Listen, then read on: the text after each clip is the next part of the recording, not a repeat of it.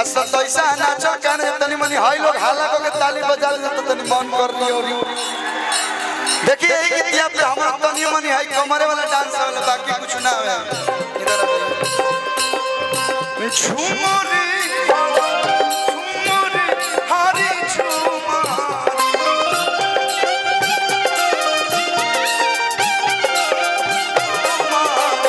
आज बबुआ भइले ना ताला होखेले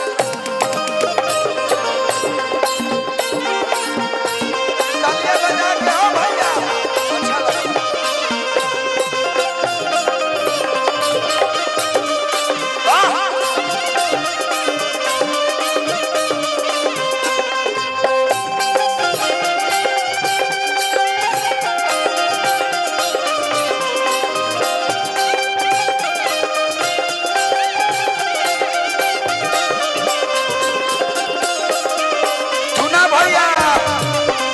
ले चलो हो तुम्हारा हाईवे पर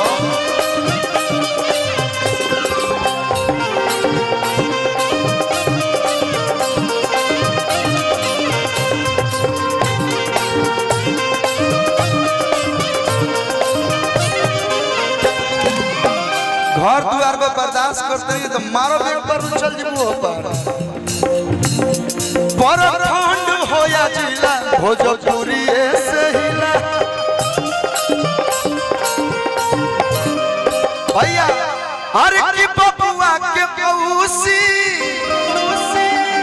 मौसी न लगू तू अरुण भैया मौसी न लगी। हाँ बबुआ के मौसी खूबे लगा बहावस दचरी पनुरानी के अरे तेल जाता बहावस तो यो गोरेली सौरी के दुआर हो खेला बहरी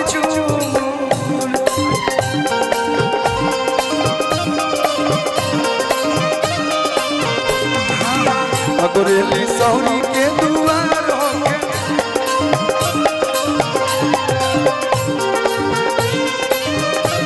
भैया हम सभी के बीच में भोजपुरी की बहुत ही खूबसूरत बहुत ही प्यारी एक्ट्रेस शुभी शर्मा जी का आगमन। एक बार अरे दुआरी गांव में पहली बार आई हुई एक बार जोरदार ताली बजा दो लोग हो भैया। देखे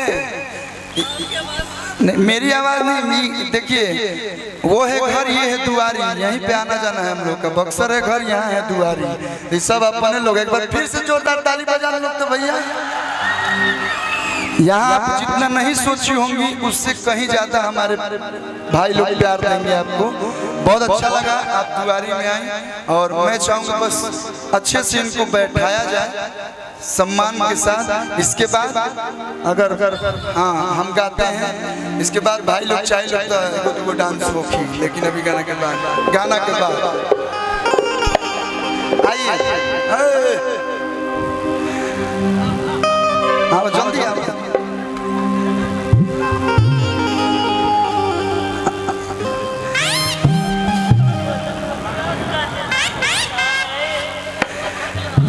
हमारा रहते बोल रे पगली